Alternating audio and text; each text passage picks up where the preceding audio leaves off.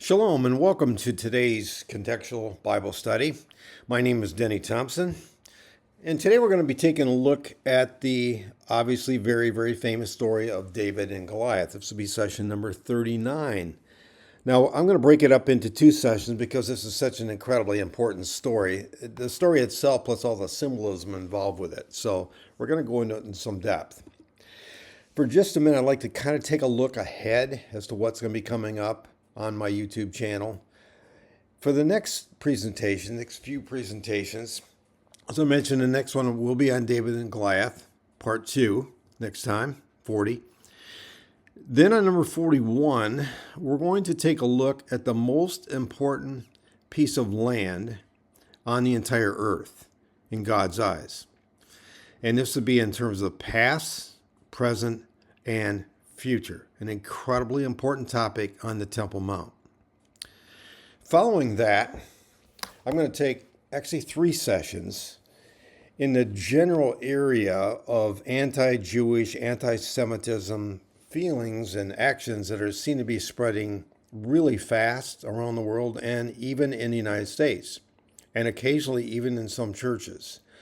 Now, as I mentioned before, I'm a teacher, not a preacher, so my job is to look at the different teachings and try to learn the background so that we can become more informed and make, good opinions of our own based on what the scriptures say, because of course that's my plumb line in everything we're doing here. So on 42, we're going to look at the ancient hatred. Okay, that's what Prophet Ezekiel calls it, or today we use the term anti-Semitism, but this ancient Jewish hatred. We're going to trace it back from the beginning. We're going to learn a lot of things, some of which are going to probably surprise you, but it's very important to understand.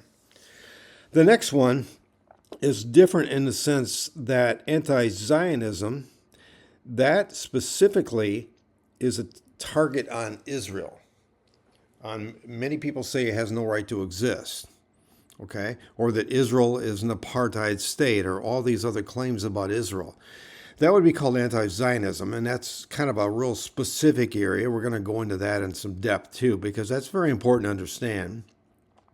And then the next one is going to be what type of perspective should Christians have on Israel?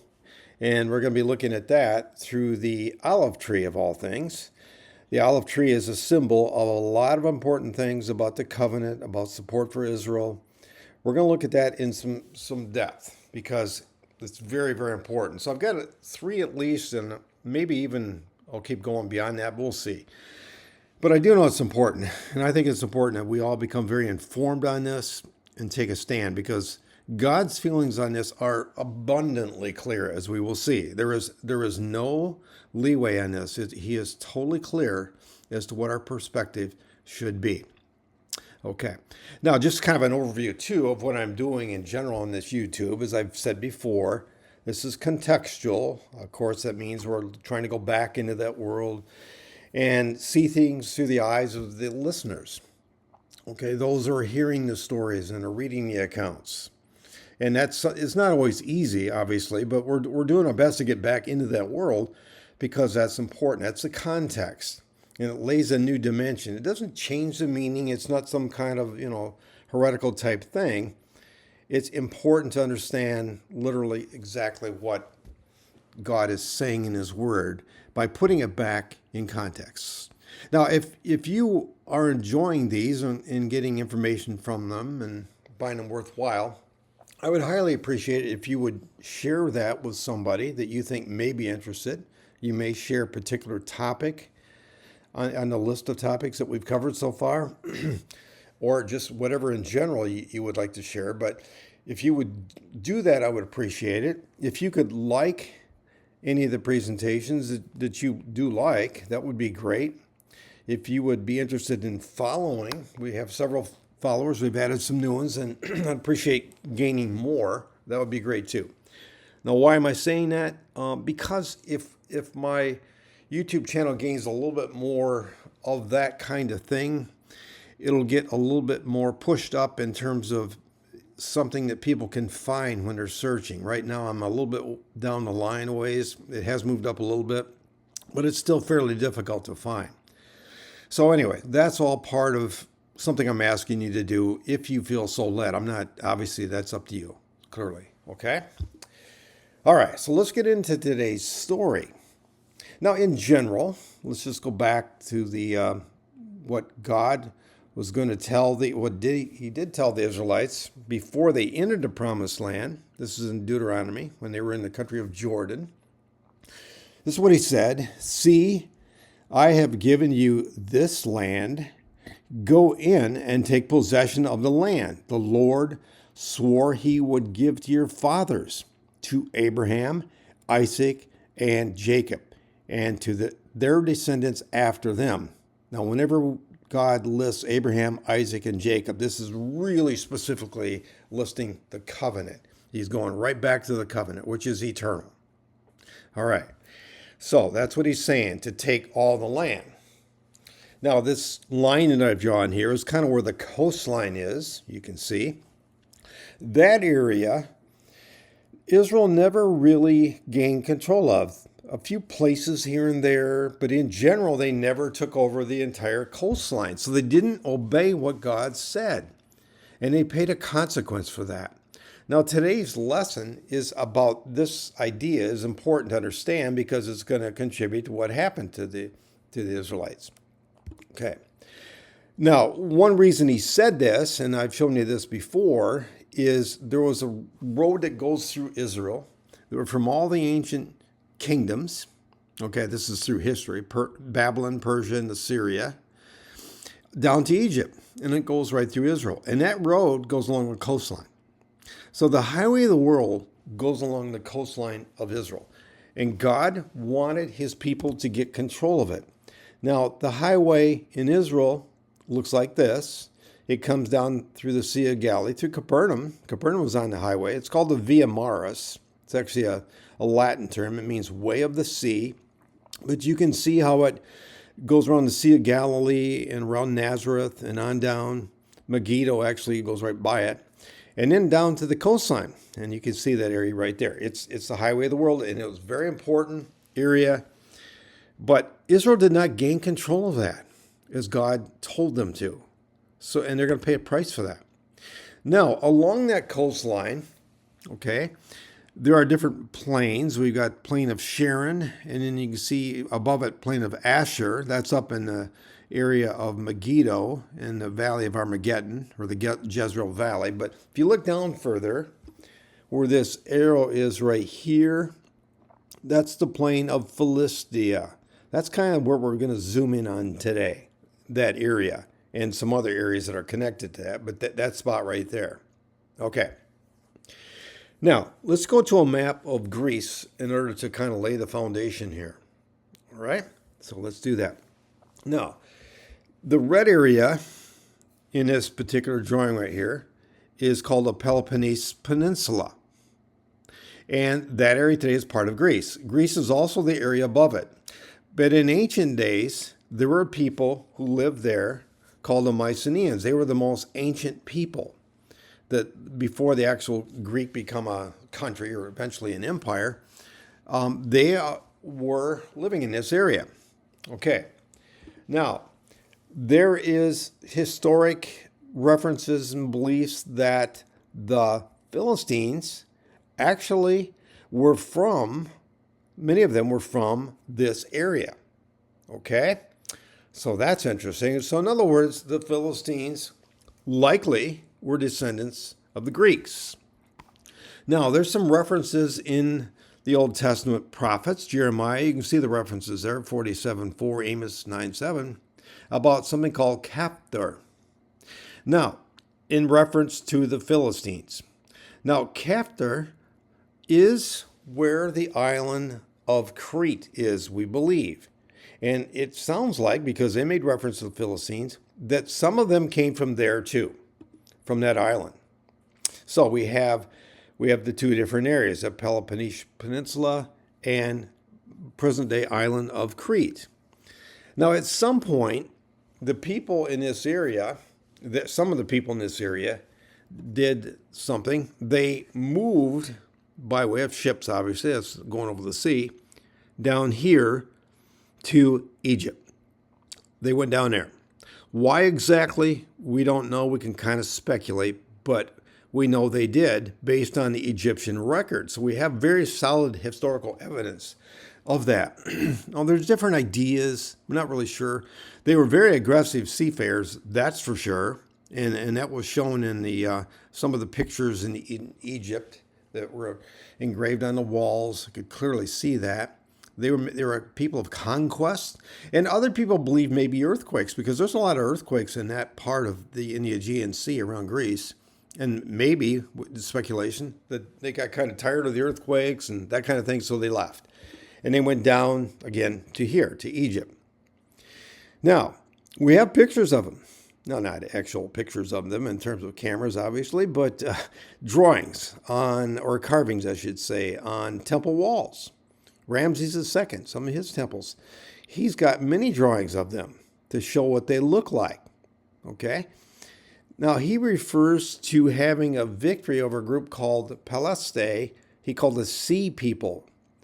There were sea people that came to his country, and they look like that. You can just look at the headdress. We'll look at them a little bit closer in a second, but that's who they look like.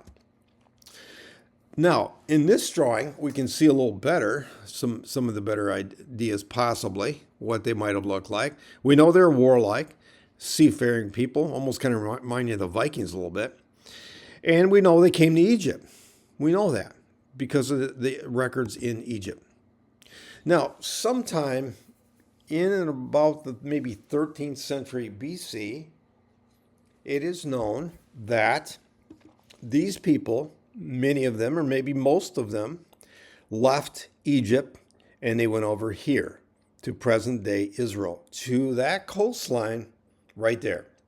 Now, it's interesting, about the time they went over here was just about the time on the other side, just above the Dead Sea, where Moses was with his people on Mount Nebo, and then Joshua was going to lead them across. Joshua came in just about the time the Philistines took over this sea area, we think. It looks like pretty close to being the same time period.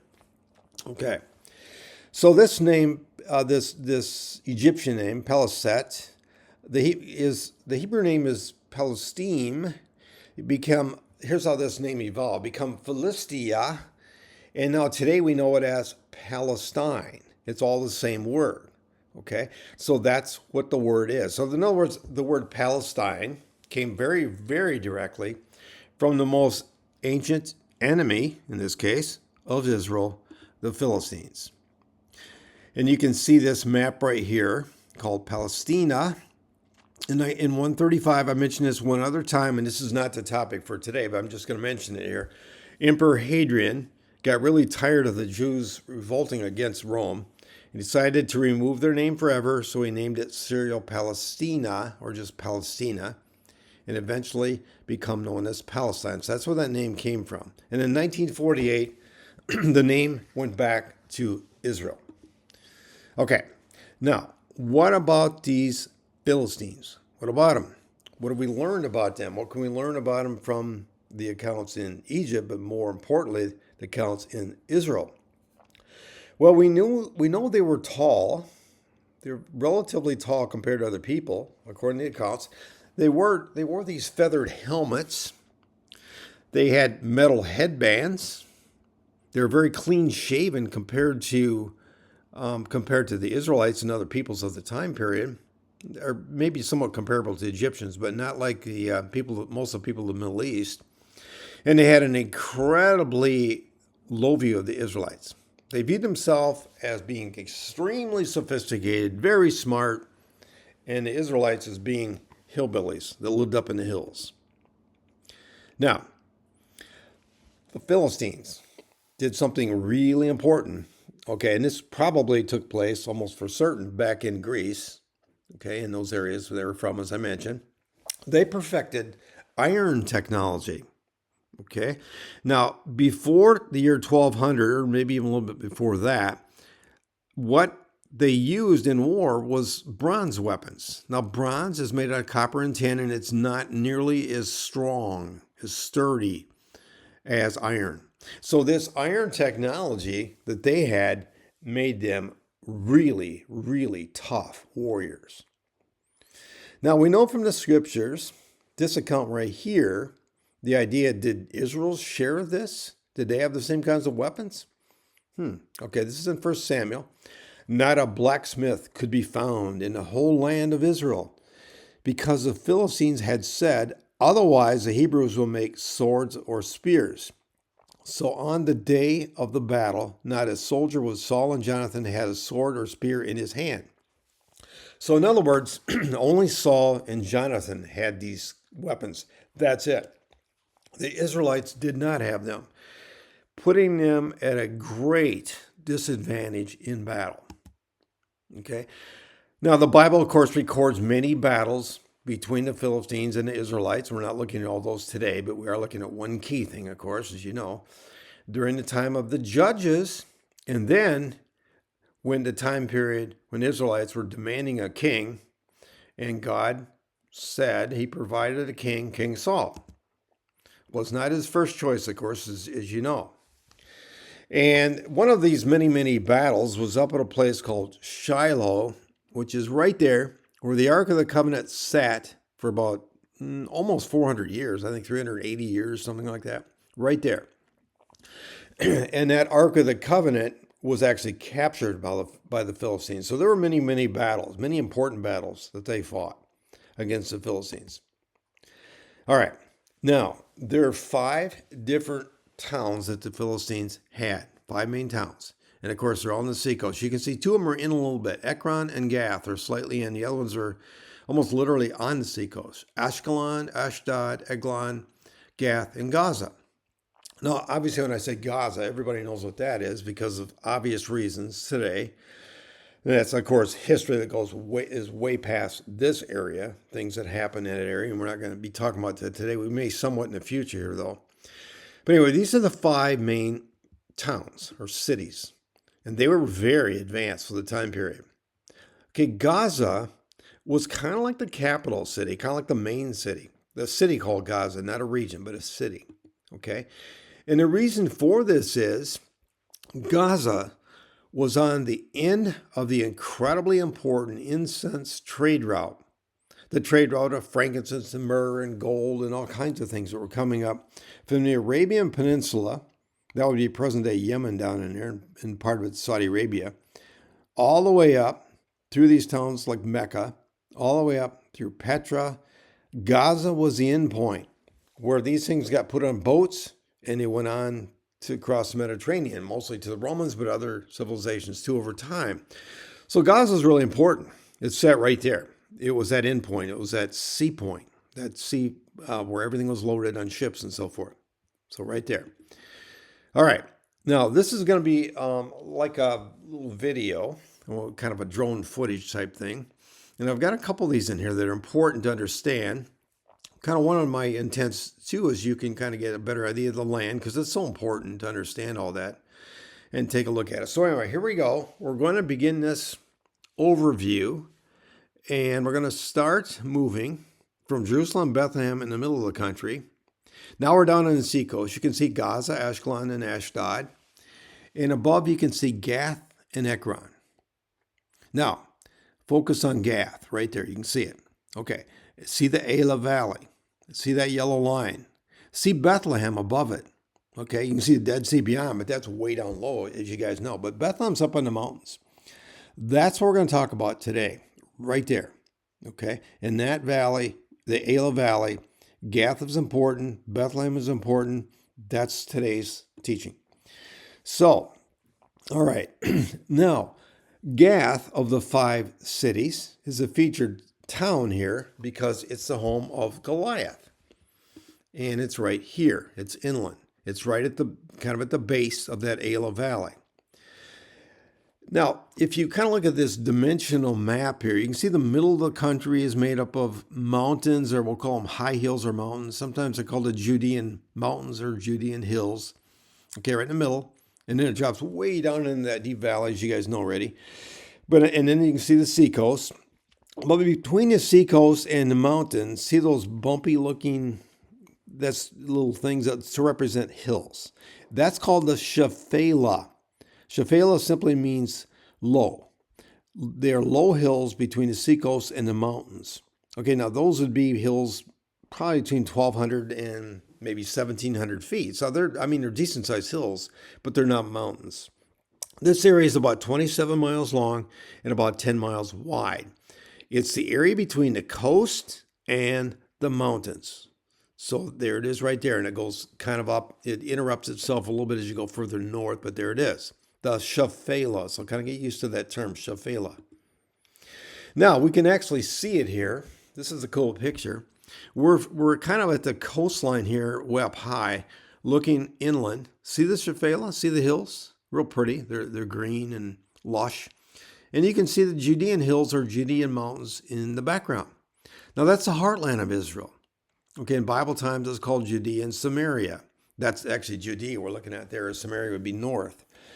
And the Shephelah is right in front of us there. So there we go. Just to kind of get a real picture in your mind's eye. What does it look like? What are we talking about? Shephelah, Judean hills. And you might wonder why we even talk about these terms. Well, you'll see why. Because geography plays an important part in all of this in the Bible, in all these teachings. Now, the Philistines viewed the mountains, they viewed those people who lived up there, the Israelites, as I said, like hillbillies. But they viewed that area as the land of Yahweh, the God of the mountains. Now, of course, the pagan cultures, you know how that worked. They had many gods, and every god had like a little role, that type of thing. So they believe that God up there, that's the God of the mountains. That's where the Israelites live. And in this Shephelah is where the coast and the mountains meet. Okay, that's where they meet. Now, as you know, Israel was supposed to capture all of it. They did not. But that's the meeting place right there, the Shephelah. Now, in this diagram right here, I've got them numbered. There's 5 valleys. The coast is on the left. The coastal plain is on the left. In the hill country, you see where it says Jerusalem, Bethlehem, Hebron. Those are the major cities of the hill country in the southern part of Israel. And that's way up high, up in, when I say high, Hebron is probably about 3,200 feet, Jerusalem about 26, so that high. And then the coastline, of course, is seacoast, or sea level. And you can see the valleys.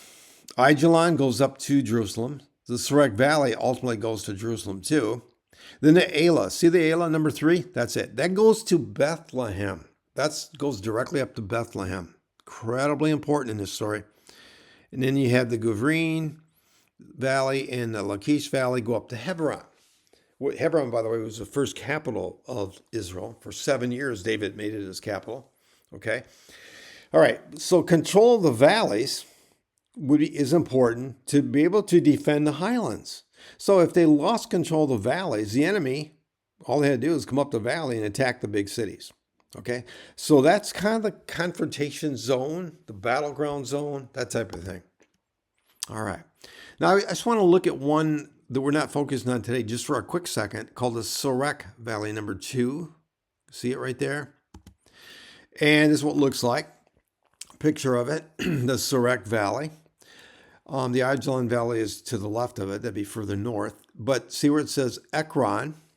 Now, that may ring a bell with some of you, but that has to do with the story of Samson. Okay, so in that Sorek Valley, it was kind of like the heartland of all the Samson stories. And if we look at the Sorek Valley from this angle, this is kind of from the south looking north. So we're looking, well, just that. We're in the southern part looking north. You can see it. It's lush. See where it says Zorah? Now, Zorah was just over that hill to the right. That's where Samson was from. He was from that town. Now, Ekron would be, that's not Ekron pictured there. I should have put an arrow. It's off the screen to the left. It's just further down, maybe not that far, though, about 4 miles. So it's pretty close. And the Sorek Valley connects these towns. So actually, I did put an arrow. It's right there. So Ekron is that direction. All right. Now, as you might remember the story, and I'm just going to mention this, it's not, again, the focus today, but the Philistines, they did take the ark because the Israelites made a huge mistake in Shiloh, at the battle of Shiloh. They took the ark in the battle, and the Philistines captured it.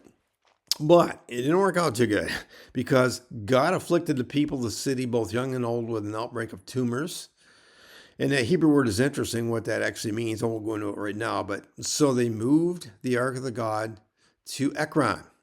So the Ark eventually wound up in actually all these towns, but Ekron was one of them. But because they got so afflicted, they just want to get rid of this thing. So that's that whole story, how they sent it on a cart with cattle, and it was brought back up that valley, back up to the Israelites. Okay, so that's the Sorek Valley, just to kind of give you an idea. Now, the background, let's get into the story. All right. So the elders of Israel gathered together and came to Samuel at Ramah. Okay, now Ramah was an important city at that time, kind of like a capital in a sense. They said to him, "You are old, and your sons do not follow your ways. Now appoint a king to lead us, such as all the other nations have." All right. So in other words, the Israelites at that point in time want a king. Now God had not wanted that. That wasn't his plan, but that's what they want. So they're going to ultimately get a king. Now, so who was the first king? Well, because he's significant in the story of David and Goliath. This account, Kish had a son named Saul. As handsome a young man as could be found anywhere in Israel, and he was a head taller than anyone else. Okay, so he really stood out. So by looks, he looked pretty good. He looked like King Saul. Man, this guy's the one. We want this guy as our king. Everybody be scared of King Saul. Look at him. But we know early on, even though Saul looked really good, tough, tall, handsome, all that kind of stuff, Hollywood looking, he had a problem. He disobeyed God a lot. And I'm only listing a couple things here, but there were a lot. There was a big long list. Saul offered once a burnt offering in Samuel's absence. Now, a king could not do that. That's the job of a priest. God made that clear. He completely violated God's plan by offering a burnt offering himself as king. He didn't have that. He did not have that authority. He violated the divine order that the only priests were allowed to perform in such rituals. And I got the reference there. And there are other things like disobedience to God's commands. Saul disobeyed God's commands to destroy the Amalekites completely and to kill their king Agag. And boy, did that turn out to be a disaster because of the fact they were not taken care of. The Amalekites are going to come back and cause lots more problems. It even goes into the story of Esther, believe it or not, in the future. But he didn't do what God said. He did not obey God. Then the word of the Lord came to Samuel. I regret that I have made King Saul king, because he has turned away from me and has not carried out my instructions. All right. Now, pretty clearly, because he just didn't. He was not obeying God. The Lord said to Samuel, "How long will you mourn for Saul, since I have rejected him as king over Israel?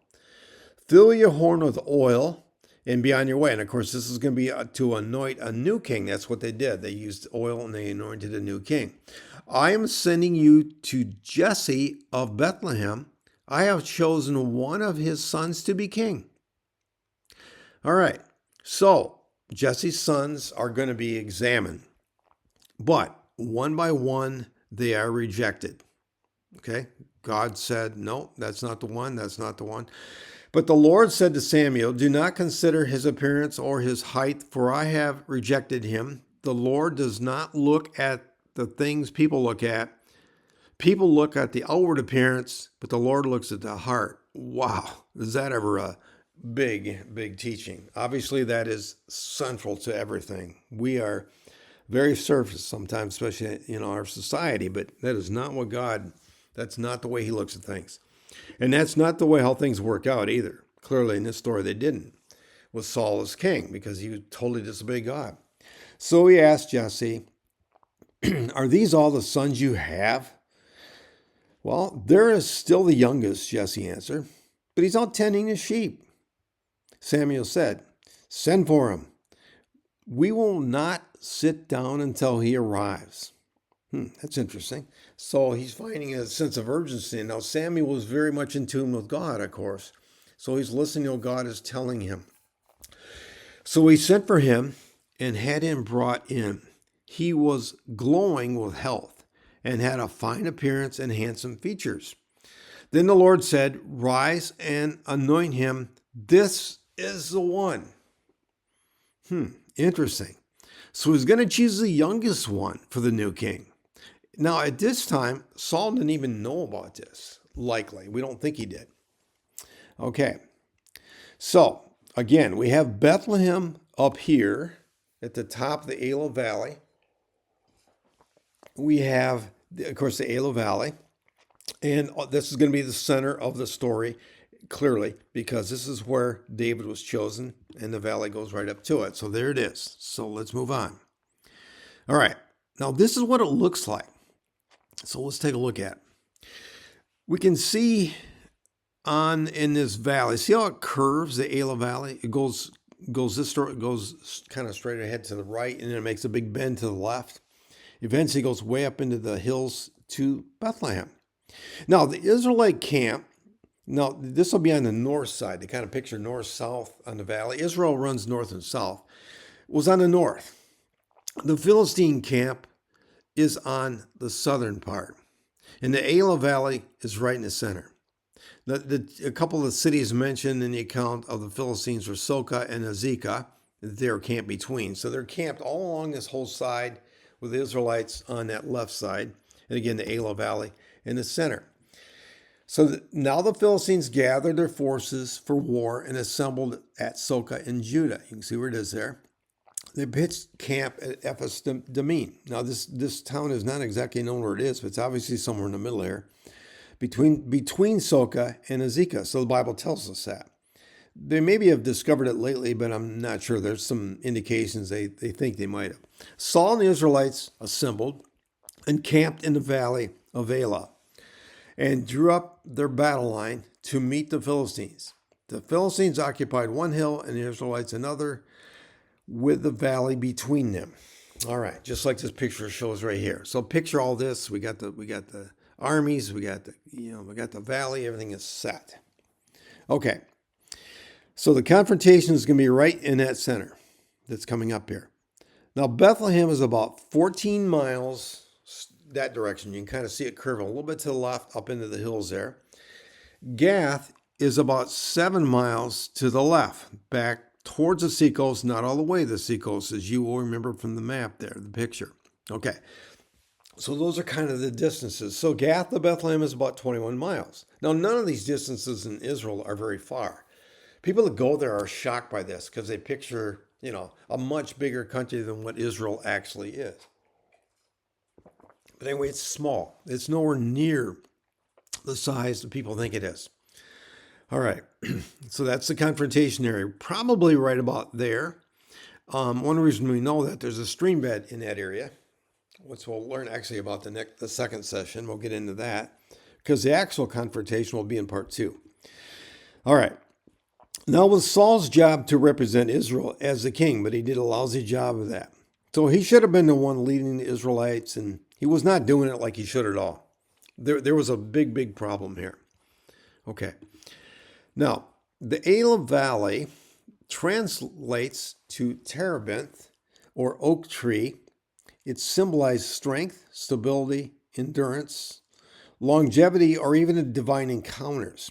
Now, Hebrew is a very, very much of a picture language, as I've said so many times. So the very Elah Valley name has meaning, okay? It has meaning. It's a place of divine encounters. Okay, it's a place of stability, of strength. It's a place where God is going to show his strength through his servant, David. And it's going to picture an incredibly big picture of something even beyond what happened in this day. We'll get into that next time. So there's that terebinth tree, okay, right there. That's what they look like. Not necessarily impressive, but that's what they look like. And there's a lot of them in the Elah Valley. Okay, and that's actually where they got the name from. All right. Again, these are the camps here. Now, we're going to zoom in on Azekah. You can see in the foreground in green there, the green little background right here. Okay. And what we're going to do another of these little videos. We're going to go from Azekah. It's a hill overlooking the valley, the kind of the entrance to the valley, really. And then we're going to zoom in over the valley itself to get a great perspective on it. So let's do that. That's kind of cool. So there it is. And view from Azekah is going to be right here. So here we go. You see a guy walking in the foreground. Those are some of those trees right there even. And you can see the valley. It's quite a ways down there. And that confrontation was right down there. And the armies were on either side. Philistines right, Israelites left. So, and these are pretty abrupt hills. That's a pretty steep hill right here. The Philistines occupy this hill right here. Okay, and there it is. All right. Now, we'll be looking at the valley itself much more next time when we get to the actual conflict. Okay, back to Azekah again. Now, this is another angle. If you picture, we're kind of like from Bethlehem looking actually be east, looking back towards the seacoast. Because remember, Ezekiel was at the entrance of the valley. All right, so there it is. And the reason I show this is I want to show you where Gath is in comparison to Azekah. And Gath is right here. That mound right there we call it Tel Gath. It's where Gath was. Very, very close. All right. Now, in this particular picture, you can see we're looking towards Gath, Philistine army on the left, Israelite army on the right, and there's a brook in the middle. And that brook is going to be hugely important in our part 2 of this next week. So let's look at Gath a little bit closer here. Here comes another video. And now let's get our bearings here as we fly around a little bit. Okay, there's Gath. And you can see the Elah Valley in the distance. Way in the distance there. So let's look at Gath a little closer. There it is. Okay, we call that a tell. It's a mound where cities were built upon top of cities. Now, sometimes it was a hill initially, but it's built there because it has water, croplands, that kind of thing. There's always a reason. And people see these hills in places and they think there's hills, and a lot of times they're not. They're civilizations, they're cities. But this is definitely a city. This is Gath. This is one of those 5 cities. Now, in this rendition, I should say this picture, we kind of get maybe an artist's idea of what Gath maybe looked like. We don't really know, but it certainly was a modern city because all these Philistine cities were very, very modern, especially compared to the Israelite cities. But David, once upon a time, came here. Actually, he was being chased by Saul. This is in the future time period now, when he was, longer time period after being king for a while. He escaped to Gath. He faked insanity, and the king of Gath kind of suspected that this guy is faking it here. He later came back and he conquered Gath because he kind of learned a little bit about it. And there's some thought he might have acquired iron technology when he was there. In fact, he probably did because he brought it back to Israel. That was kind of significant. Remember that the Philistines had that. Now, let's look at some of the divisions of the Philistine army. Okay, and that's significant to the story. Now, what they had, and of course, many armies were set up similar to this, but they had a cavalry, which was, soldiers on horseback or in chariots. So they would have a cavalry. They would have an artillery, very important in the ancient world, archers and slingers, okay? So that would mean literally using slings and archers both. Infantry, okay? These would be people with swords, this would be like Goliath. He'd be part of the infantry. Now, they actually had smaller shields and swords because they were pretty mobile, the Philistines. They used some bigger ones, but they used the smaller versions most of the time because they were a very quick-moving army. Now, the scriptures tell us a champion named Goliath, who was from Gath, came out of the Philistine camp. All right, now this is something that was very common back in the ancient warfare. Sometimes, to avert having a war between 2 armies where huge numbers of people were killed, now that many of times they were, and they had these battles all the time through all of history, but sometimes they would have like their top guy. They referred to him as a champion, like the big guy, the strong guy, come out and do a one-on-one. One side gets their champion, the other side gets their champion, and we have a fight. Now, all the soldiers, most of them are probably pretty happy because they don't have to fight and worry about getting killed. So they're probably really cheering him on, but this is a pretty common thing. And that's what's happening here in this story, what's going to happen. Now, in this ancient warfare, they would view battles as battles between the gods, small g. And often there'd be two different gods, sometimes more. Each would represent their god, the champion would. So when they went into battle, it'd be a battle of the gods. Now, this is why David said, very specifically why David said this, I come to you in the name of the Lord Almighty. Okay, so he's declaring who his God is, very clearly, without question. That's what David said, and that has great significance in terms of what's going on here. Now, as we all know, Goliath was big. He was a giant. The scriptures indicate that he was 6 cubits in a span, which would put him about 9 feet 9 inches tall, which is huge. Obviously, even by today's standards, that'd be beyond belief, so huge, beyond anyone else in the world.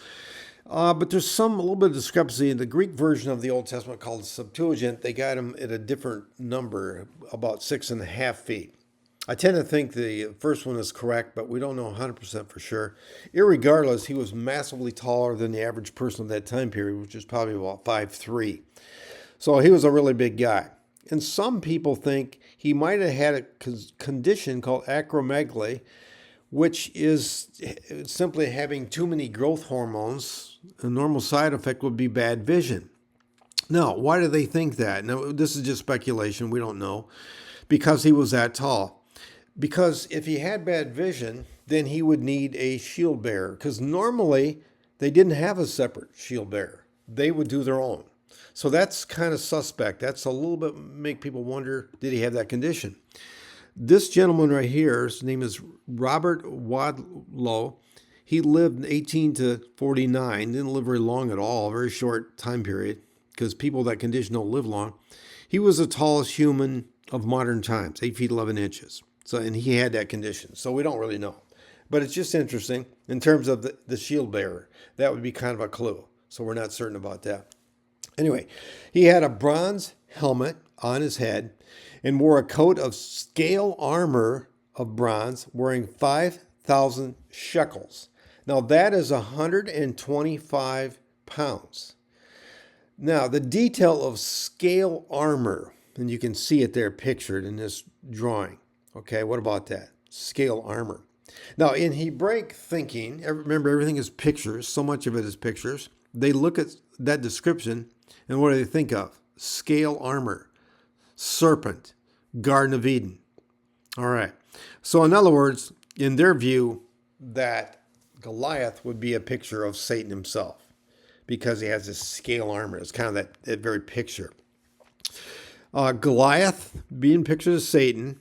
And then eventually we'll learn next time, David, and especially the reference to the son of David being the Messiah. So this is setting up for this conflict of the ages, the ultimate. All right. Now on his legs, he wore bronze greaves, and a bronze javelin was slung on his back. His spear shaft was like a weaver's rod, and its iron point weighed 600 shekels. That's 15 pounds. That's just this, 15 pounds. All right. His shield bearer went ahead of him. Now, Goliath's clothing was what we call Aegean. It was very, very different. In other words, that's Greek. That's in that part of the world, just like all the Philistines' clothing was. And it would have looked incredibly intimidating, as would all of these soldiers, because they had this elaborate type of shields and weapons and clothing that they were wearing, especially compared to Israelites. The Philistine had a monopoly on the far superior iron, as we already know. So that made them great advantage for them. Now Goliath stood and shouted to the ranks of Israel, "Why do you come out and line up for battle? Am I not a Philistine? And are you not the servants of Saul? Choose a man and have him come out down to me. If he is able to fight and kill me, we will become your subjects. But if I overcome him and kill him, you will become our subjects and serve us." So there it is. He laid down the gauntlet for the champion fight. Now remember, he just called out Saul's name. That's interesting. And Saul's not going to be showing up here. Then the Philistines said, "This day I defy the armies of Israel. Give me a man, and let us fight each other." On hearing the Philistines' words, Saul and all the Israelites were dismayed and terrified. That's not the what we would have suspected from our king. All right, the narrator seems to imply the audience was familiar with the setting and understood the whole country was in grave danger by saying that. In other words, Israel's in trouble. This could be it. It could be the downfall of our country. All right, because of this. They were terrified. They were dismayed. They didn't have any boldness whatsoever. They didn't trust God at all. And remember, they had chosen a king who was handsome and taller than anybody else in Israel. Okay, he looked the part, but he was not the part. He himself was terrified. The story goes on. Now, David was the son of an Ephraimite named Jesse, who was from Bethlehem in Judah. Jesse had 8 sons. And in Saul's time, he was very old. So Jesse's very old at this time period. His 3 oldest sons had followed Saul to the war because they understood this is serious business. That if the Philistines take the valley and they move on up, we're in trouble. All right. The first was Eliab. The second was Abinadab. And the third was Shammah. Okay, that'd be the 3 of those sons who were out there to fight the battle. David was the youngest, and the 3 oldest followed Saul. But David went back and forth from Saul to tend his father's sheep at Bethlehem. Now, Saul was out there, but he wasn't leading. He wasn't being the actual leader of the army like he should have been. Okay, now this illustrates that David was not afraid because he was going back and forth to the battle lines all the time, back and forth, and then going back and doing his shepherding again. All right, so let's look at this video. We're going to start from Bethlehem this time. Okay, so we're in the hill country. You can see the ocean way in the distance there, the plains.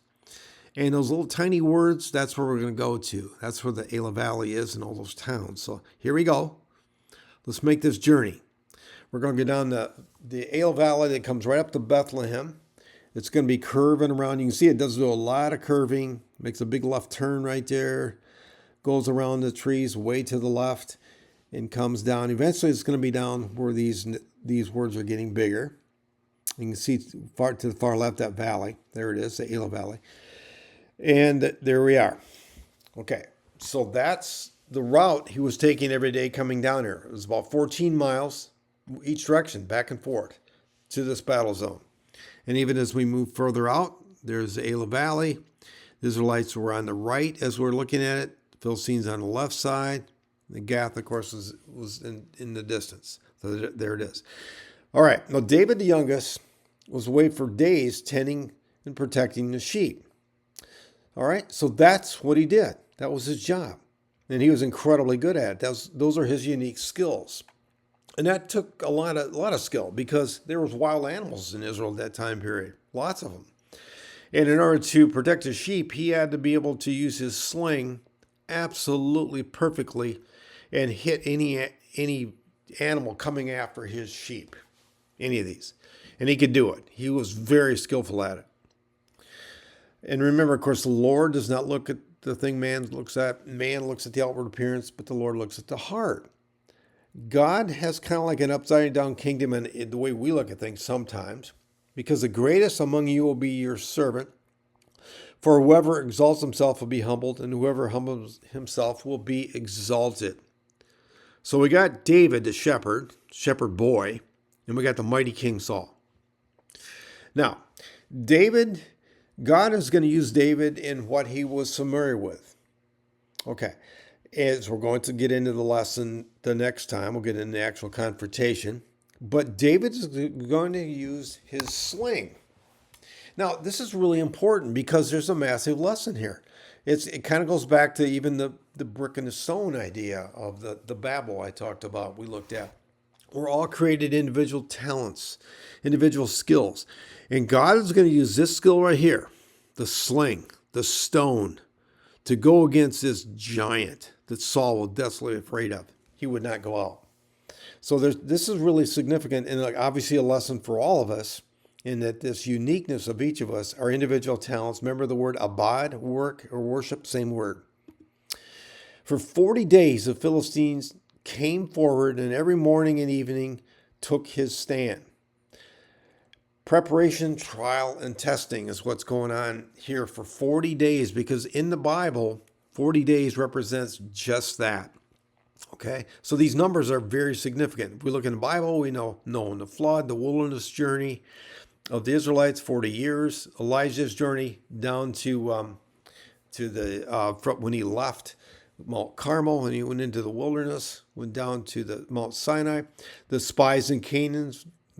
All of that. We have this number 40. Jesus' temptations, 40 days. It comes over and over again representing that idea, getting ready for something really, really big. Now, Jesse said to his son David, take this ephah of roasted grain and these 10 loaves of bread for your brothers and hurry to their camp. Take along these 10 cheeses to the commander of their unit. See how your brothers are and bring back some assurance from them. So he was really hoping, Jesse was, remember he's old now, that things are going well. He was hoping against hope because he knew the consequences if they weren't were dire. They are with Saul and all the men of Israel in the valley of Elah fighting against the Philistines. Now, the items were very typical for hill country, and of course Bethlehem's in the hill country, grain and then dairy products.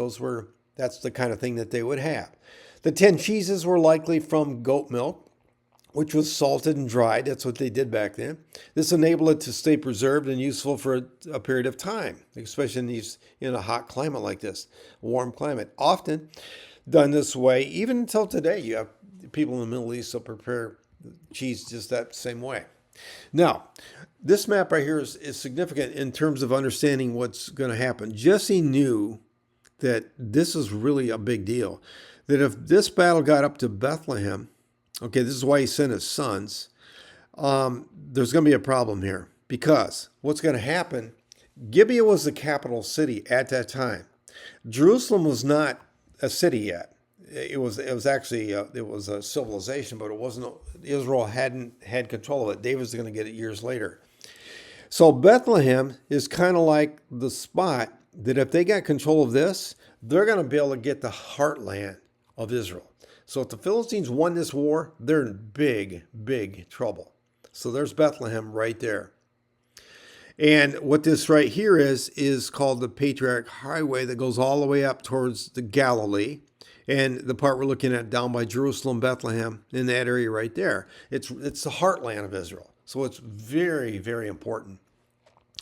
Now, when the men were returning home after David had killed the Philistine, now this is like jumping ahead. I'm just looking at this, and we're going to get back into the story next week, but looking ahead in terms of this heartland, or this key road right here, why this next event is going to take place. When they were returning home after David had killed the Philistine, the women came out from all the towns of Israel to meet King Saul with singing and dancing with joyful songs and with timbrels and lyres. As they danced, they sang, Saul has slain his thousands and David his tens of thousands. And this is going to make Saul extremely angry and jealous. Now, so what David had saved them from, in that ancient warfare, women were particularly abused in all kinds of ways, as you could imagine. And had the Philistines won that battle, they'd have been in big, big trouble. All of these women of Israel, he had saved them. All right, so that concludes part 1 for today. Obviously, there's more to the story, and that'll be next time. And we'll be getting into that. It's the heart of it. So, thank you again for watching today, and my wish for you is complete shalom.